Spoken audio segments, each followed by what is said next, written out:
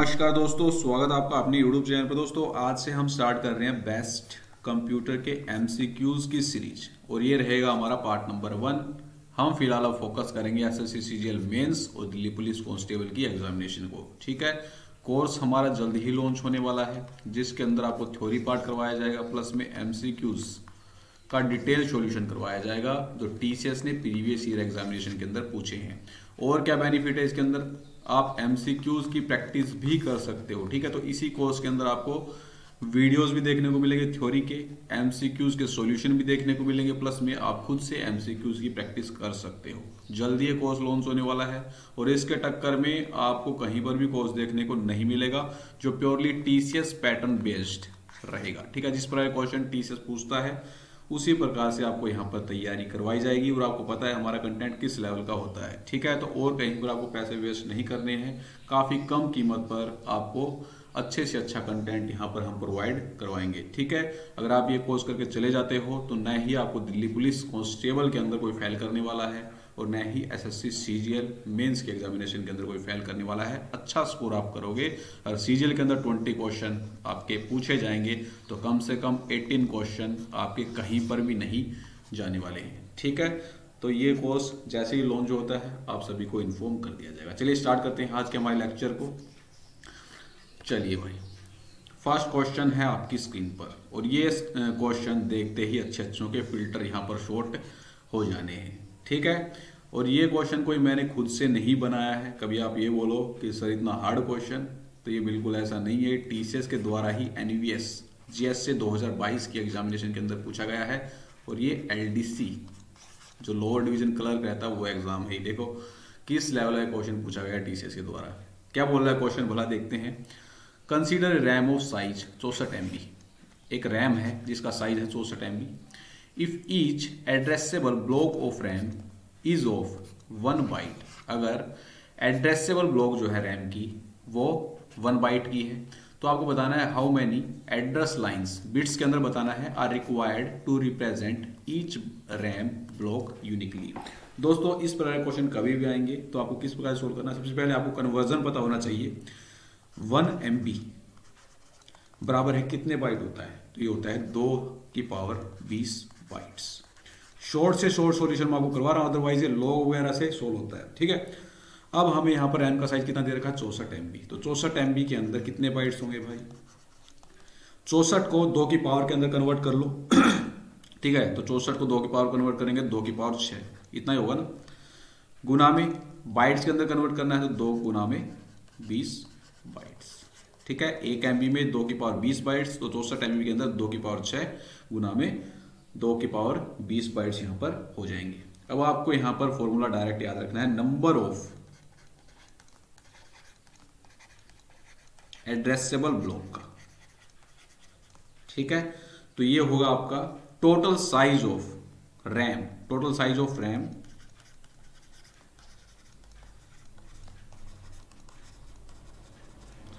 Upon size of each block.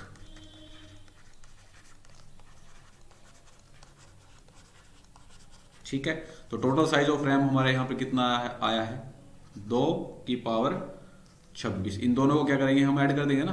गुना जब होता है, ठीक है, बेस हमारा सेम रहेगा तो पावर क्या हो जाती है, ऐड हो जाती है। तो ये कितना हो जाएगा 2 की पावर 26।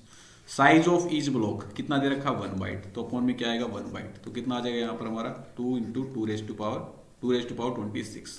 ठीक है, अब यहाँ पर आपको जो पावर दे रखी है ये ही आपकी नंबर ऑफ एड्रेस लाइन रहेंगी। ठीक है, तो इसका आपका राइट आंसर कितना बन जाएगा मेरे दोस्तों 26। Option second is the right answer. ये शॉर्ट से शॉर्ट सॉल्यूशन मैंने आपको करवाया है, अदरवाइज ये लॉग वगैरह से सोल्व होता है। ठीक है, तो दोबारा से टीसीएस क्वेश्चन पूछे तो आपको गलत बिल्कुल भी नहीं करना है। नेक्स्ट क्वेश्चन पर चलते हैं यहाँ पर। चलिए भाई, which of the following CPU register is used to store data and intermediate result produced by ALU. इनमें से कौन सा सीपीयू रजिस्टर डाटा को और जो इंटरमीडिएट रिजल्ट प्रोड्यूस होते हैं एएलयू के द्वारा उनको स्टोर करने का काम करेगा। ठीक है, तो ये रहेगा आपका accumulator. Option 4 is the right answer. Accumulator को क्या बोलते हैं, ये जनरल पर्पज रजिस्टर होता है।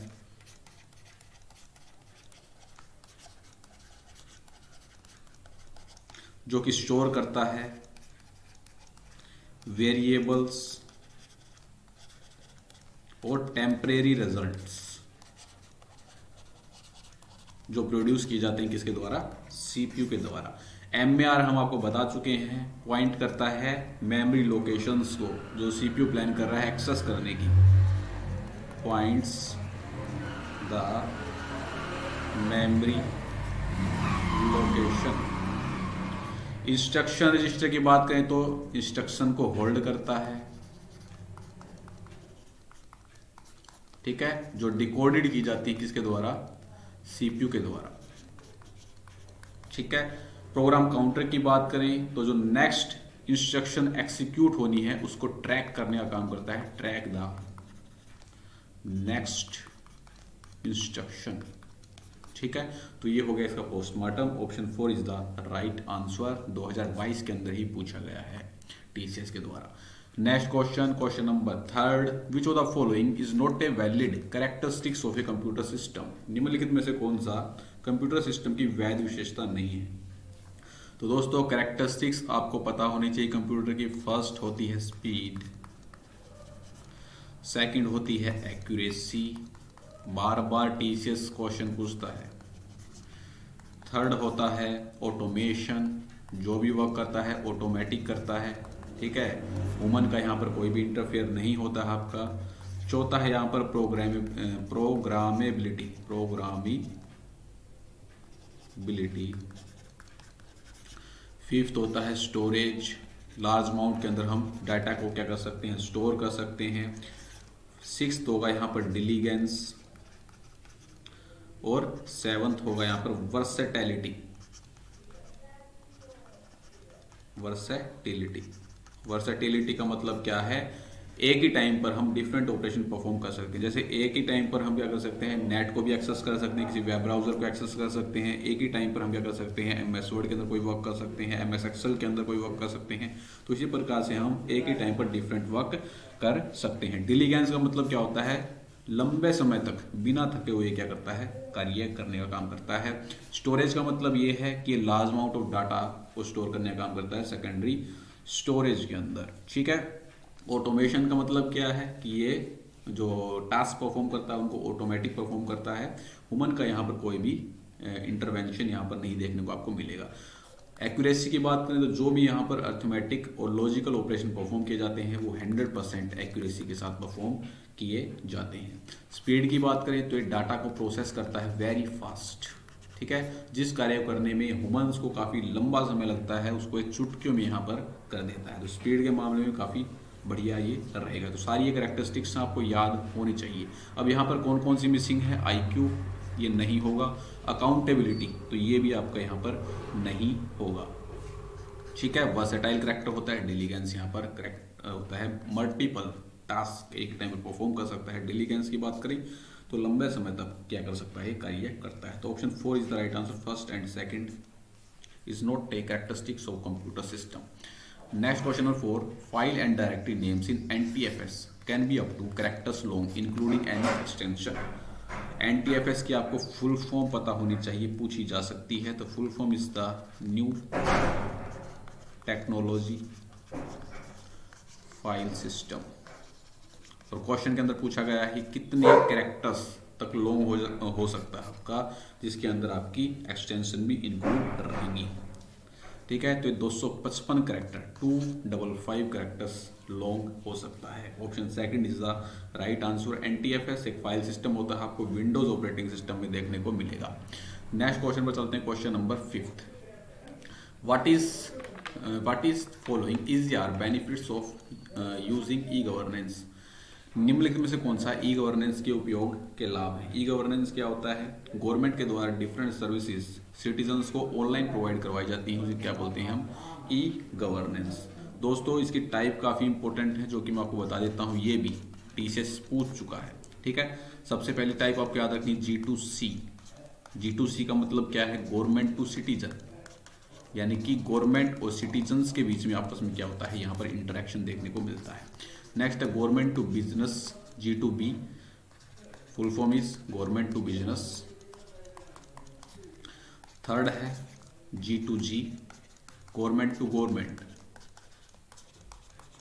And the last one G2E, government to employ. TCS सीधा पूछता है इनमें से कौन सी ई गवर्नेंस की टाइप नहीं है, ठीक है।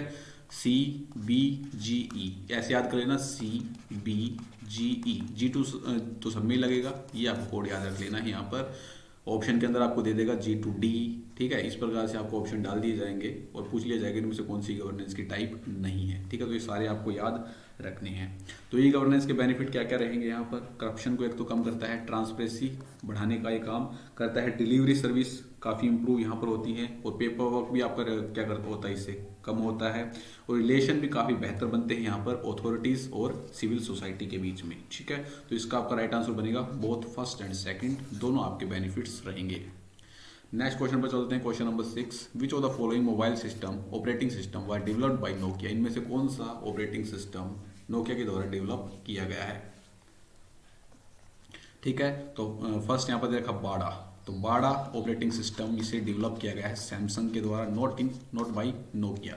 नोकिया के द्वारा जो ऑपरेटिंग सिस्टम डेवलप किया गया है वो सिम्बियन, ठीक है। कब किया गया था? 1998 के अंदर, ये भी आपको यहाँ पर याद रखना है। एंड्रॉयड की बात करें तो इसे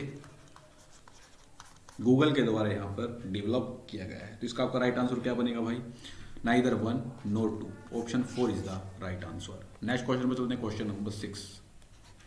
identify whether given statement are true और फॉल्स, इनमें से कौन से स्टेटमेंट सही है या गलत है, ये आपको यहाँ पर बताना है, ठीक है। तो फर्स्ट यहाँ पर दे रखा D RAM and cache memory have same access speed, तो ये आपका गलत हो जाएगा। कैश मेमोरी जो रहती है उसकी स्पीड जो आपकी डी रैम रहेगी, डी रैम क्या आपकी मेन मेमोरी है, लेकिन जो कैश मेमोरी की स्पीड रहेगी वो मेन मेमोरी से फास्ट रहती है, बिल्कुल गलत रहेगा। तो फर्स्ट फॉल्स यहाँ पर रहेगा, थर्ड और फोर्थ आपका बन सकता है। Next, both SRAM and DRAM can be used as main memory in computer system, SRAM और DRAM का यूज मेन मेमोरी की तरह यहाँ पर कंप्यूटर सिस्टम के अंदर किया जा सकता है, बिल्कुल यहाँ पर सही स्टेटमेंट रहेगी, क्योंकि मेन मेमोरी है तो मेन मेमोरी के अंदर की तरह ही ये वर्क करेंगी कंप्यूटर सिस्टम के अंदर। SRAM की बात करें तो static random access memory,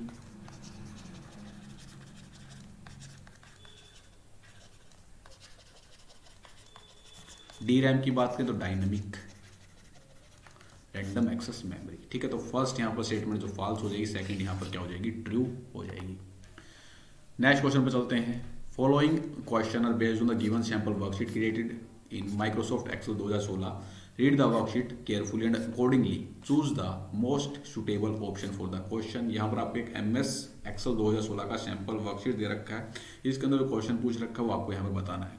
question पूछ रहा है यहाँ पर, what will happen if you select the cells B2 to D2। B2 कहाँ पर है? ये है, D2 ये है, ठीक है। और यहाँ पर आपको क्या करना है? ऑटोसम अप्लाई करना है, ठीक है। तो ये आपको बताना है, ऑप्शंस आपको गिवन है।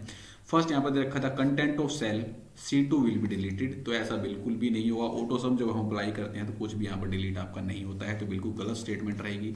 सेकंड यहाँ पर बोल रखा है the cell E2 will contain 30, जो यहाँ पर आपका ऑटोसम अप्लाई होगा तो यहाँ पर आपको 30 देखने को मिलेगा, ठीक है। तो ये बिल्कुल आपका करेक्ट स्टेटमेंट रहेगी, ठीक है। अब कुछ यहाँ पर के देखने के बाद ये सोचेंगे कि यहाँ पर तो एरर आएगा, क्योंकि यहाँ पर अल्फाबेट्स आपके गिवन है, क्यों? नंबर्स और अल्फाबेट आपस में क्या ऐड नहीं हो सकते हैं, तो यहाँ पर एरर देखने को मिलेगा। तो ऐसा बिल्कुल नहीं है, option second is the right answer. AutoSum जो आपका वर्क करेगा न्यूमेरिक डाटा पर आपका वर्क करता है, ये वो जो आपका ये अल्फाबेट्स दे रखे हैं इनको क्या करता है? कंसीडर करता ही नहीं है, ठीक है। कैसे नहीं करता हूँ आपको प्रैक्टिकल यहाँ पर कर दिखाता हूँ।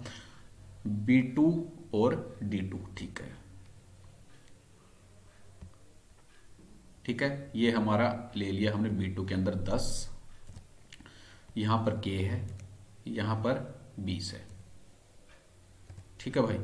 अब हमें यहाँ पर क्या करना है? ऑटोसम अप्लाई करना। तो चलिए थोड़ा सा जूम इसको कर देते हैं, ठीक है। अब यहाँ पर करते हैं हम जूम, ऑटोसम सॉरी, क्लिक करेंगे, यहाँ पर सम पर क्लिक करेंगे तो आप यहाँ पर देख पा रहे होंगे E2 सेल के अंदर आपको 30 देखने को मिलेगा। इसने इस जो अल्फाबेट था हमारा इसको कंसीडर ही नहीं किया, केवल न्यूमेरिक डाटा को ही कंसीडर किया है, ठीक है। तो option second is the right answer. E2 के अंदर आपको 30 यहाँ पर देखने को मिलेगा। हलवा क्वेश्चन। नेक्स्ट क्वेश्चन में चलते हैं। Optical input devices allows computer to use light as a source of input, which of the following is या are example of optical input device. दोस्तों आपको याद रखना है, ऑप्टिकल जब यहाँ पर आ जाता है तो इसका मतलब ये है कि ये वो डिवाइसेस हैं जो लाइट सोर्सेज यानी कि लाइट बीम्स का यूज यहाँ पर करती हैं डाटा को कंप्यूटर के अंदर फीड करने के लिए। ठीक है, तो यहाँ पर कौन कौन सी ऑप्टिकल इनपुट डिवाइसेस रहेंगी, ये भी आपका लाइट का यूज करता है। MICR जो बैंक्स के अंदर यूज में लाया जाता है, ये भी आपका light as a source use करता है। MICR की आपको फुल फॉर्म पता होनी चाहिए, मैग्नेटिक इंक कैरेक्टर रिकॉग्निशन। ठीक है, तो इसका आपका राइट आंसर बन जाएगा स्कैनर और MICR दोनों आपके यहाँ पर राइट रहेंगे, both 1 and 2 is the right answer. ठीक है, और कुछ आपको यहाँ पर याद रखनी है ऑप्टिकल इनपुट डिवाइसेस के एग्जांपल। MICR तो आपको पता ही है, स्कैनर भी आपको पता ही है, बारकोड रीडर। ठीक है, और कौन सा हो सकता है भाई, MICR ओमर हो गया, बारकोड रीडर वगैरह हो गया, तो ये सारे आपके क्या हो जाएंगे, वो एक आ गया आपका OMR। ठीक है, तो ये सारे आपके ऑप्टिकल इनपुट डिवाइसेस रहेंगे जहां पर light as a source input की तरह काम करती है। Next, which of the following look like a upside down mouse that requires the ball to rotate it manually with a finger for moving the cursor on the computer screen। ठीक है, तो आपको इस प्रकार से कुछ देखने को मिलता होगा। ठीक है, यहाँ पर आपको एक बॉल देखने को मिलती होगी। ठीक है, जिसकी हेल्प से हम कंप्यूटर पर कर्सर को क्या कर सकते हैं, मूव कर सकते हैं। ठीक है, तो क्या होता है, ये आपका ट्रैक बॉल होता है। Option 3 is the right answer, और इसको बोलते हैं इनपुट डिवाइसेस। दोनों इंपॉर्टेंट है, जॉयस्टिक और ट्रैक बॉल दोनों का आपके as a input device work करती हैं। जॉयस्टिक आपका गेमिंग पर्पज के अंदर यूज में लाया जाता है, ये भी काफी बार एग्जाम के अंदर पूछा जाता है, तो दोनों आपकी इनपुट डिवाइस रहेंगी, याद रखना है भाई। Next question, question number 11 refers to automated process through which search engine filtrate web pages for proper indexing. इनमें से कौन से एक ऑटोमेटिक प्रोसेस है, ठीक है, जिसके अंदर सर्च इंजन फिल्टर करते हैं वेब पेजेस को प्रॉपर इंडेक्सिंग के लिए। ठीक है, तो यहाँ पर अपलोडिंग की बात करें, अपलोडिंग के अंदर क्या होता है, मशीन से सर्वर पर डाटा कॉपी करना। डाउनलोडिंग की बात करें तो ये इसका अपोजिट हो जाएगा, सर्वर से मशीन के अंदर डाटा कॉपी करना। क्रोलिंग की बात करें तो ये आपका यूज होता है वेब पेजेस को प्रॉपर इंडेक्सिंग के लिए फिल्ट्रेट करने के अंदर। Option D is the right answer, very very important. Next question चलते हैं, which of the following is not a valid way to change the date and time of a window system. इनमें से कौन सा एक वैलिड वे नहीं है date और टाइम को चेंज करने के लिए विंडो सिस्टम के अंदर। तो फर्स्ट यहाँ पर दे रखा है double click anywhere on task bar, तो यही आपका गलत हो जाएगा। टास्क बार जो आपको विंडो के अंदर नीचे देखने को मिलता है, तो वहां पर हम जब डबल क्लिक करते हैं तो क्या ऑटोमेटिक डेट और टाइम चेंज हो जाता है। ठीक है, तो ऑप्शन ही यहाँ पर गंदा सा बनाया गया है। Option first is the right answer, ये वैलिड वे आपका नहीं रहेगा। नेक्स्ट यहाँ पर दे रखा कमांड प्रॉम्प्ट पर जाकर अप्रोप्रिएट कमांड का हम यूज करके डेट चेंज कर सकते हैं डेट एंड टाइम को। ठीक है भाई, कंट्रोल पैनल पर हम जाकर कर सकते हैं। आइकॉन जो आपको ये नीचे देखने को मिलता है टास्क बार पर, ठीक है, तो यहाँ पर हम क्या कर सकते हैं, डेट और टाइम को चेंज कर सकते हैं। तीनों आपके वैलिड वे रहेंगे, लेकिन हम जब टास्क बार पर डबल क्लिक करेंगे तो डेट और टाइम चेंज यहाँ पर किसी भी हालत में नहीं होगा। नेक्स्ट क्वेश्चन पर चलते हैं, क्वेश्चन नंबर 13। तो क्वेश्चन नंबर 13 यहाँ पर क्या बोल रहा है, देखते हैं। Email message comprises of different components, which of the following is not A part of email headers. इनमें से कौन सा एक ईमेल हेडर का पार्ट नहीं है, ये आपको बताना है। तो हेडर के अंदर आपको क्या क्या देखने को मिलते हैं, CC फील्ड, ठीक है, सिग्नेचर आपको यहाँ पर देखने को नहीं मिलेगा, सब्जेक्ट फील्ड आपको देखने को मिलेगा, टू फील्ड आपको यहाँ पर देखने को मिलेगा। CC फील्ड का मतलब क्या है कि आप जिसके पास मेल भेज रहे हैं उसी की सेम कार्बन कॉपी किसी दूसरे के पास भेजना चाहते हैं तो CC फील्ड का आप यूज कर सकते हैं। सब्जेक्ट के अंदर आप ईमेल का सब्जेक्ट डाल सकते हैं। ठीक है, टू फील्ड के अंदर क्या कर सकते हैं हम, जिसके पास हमें ईमेल सेंड करना है वह उसका ईमेल यहाँ पर डाला जाता है। ठीक है, तो option B is the right answer. आपने यहाँ पर सिग्नेचर भी देखा होगा। सिग्नेचर का मतलब क्या है कि यहाँ पर हमारे ईमेल का जो टेक्स्ट है उसका एंड है। ठीक है, तो ये आपका नीचे सिग्नेचर देखने को मिलता है। बैटरी भी लो हो गई यार।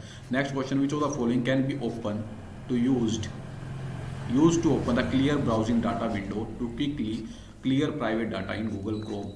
Google Chrome के अंदर आप प्राइवेट डाटा को क्या कर सकते हैं, क्विकली क्लियर कर सकते हैं। इसके लिए आप शॉर्टकट की किसका यूज आप करोगे, तो इसके लिए जो शॉर्टकट की का यूज होता है Ctrl+Shift+Delete।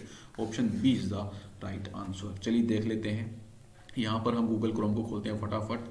कंट्रोल शिफ्ट और डिलीट जैसे मैं प्रेस करूंगा तो आप यहाँ पर क्या कर सकते हो, डाटा को क्लियर कर सकते हो भाई। ठीक है, चलिए भाई चलते हैं। रे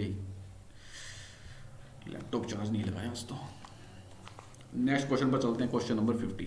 duck duck go is an example of which of the following. DuckDuckGo किसका यहाँ पर एग्जाम्पल रहेगा? तो डक डक गो आपका होता है search engine. Option C is the right answer. और आपको याद रखना है लॉन्च कब हुआ था, ये 2008 के अंदर लॉन्च हुआ था। नेक्स्ट क्वेश्चन पर चलते हैं, question number 16। Which of the following is used with the intention of extorting money from the owner. इनमें से कौन सा ओनर से मनी एक्सटोर्ट करने की क्या करता है, इरादा रखता है? तो रैंसमवेयर क्या करता है, यहाँ पर मनी ऐंठने का काम करता है। ये क्या करता है, टारगेट करता है यूजर डाटा। ठीक है, और बाद में थ्रेट करता है कि मैं आपके डाटा का एक्सेस जो है उसे बंद कर दूंगा या उसको ब्लॉक कर दूंगा या इसे ऑनलाइन पब्लिश कर दूंगा अगर आपने मुझे पैसे नहीं दिए तो। ये सारा काम किसका होता है, रैंसमवेयर का। अब यहाँ पर ऑप्शन के अंदर मालवेयर भी दे रखा है, तो मालवेयर के अंदर आपको कंफ्यूज नहीं होना है। Ransomware is a type of malware. ठीक है, option A is the right answer. Spyware क्या है, ये जासूसी करने का काम करता है। जैसे स्पाईवेयर के अंदर आपके की लॉगर्स आ जाते हैं। ठीक है, जो भी हम एक्टिविटी अपने कीबोर्ड से परफॉर्म करते हैं उनको रिकॉर्ड करने का। चलिए next question. Which of the following key combination can be used to apply double underline formatting in MS Word 365। इनमें से कौन सी शॉर्टकट की का यूज MS वर्ड 365 में डबल अंडरलाइन फॉर्मेटिंग करने के लिए यूज में लाया जाता है? तो ये होता है आपका कंट्रोल के साथ shift plus T। Option first is the right answer. चलिए देखते हैं कैसे होता है। ठीक है, ये हमने टेक्स्ट यहाँ पर कंप्लीट सेलेक्ट किया, कंट्रोल के साथ शिफ्ट और शिफ्ट के साथ D यहाँ पर प्रेस किया तो डबल अंडरलाइन यहाँ पर हो गया है। अंडरलाइन करने के लिए कंट्रोल प्लस U का हम यूज करते हैं। और कौन सी शॉर्टकट की यहाँ पर दे रखी है? ठीक है, कंट्रोल प्लस D का यूज फॉन्ट डायलॉग बॉक्स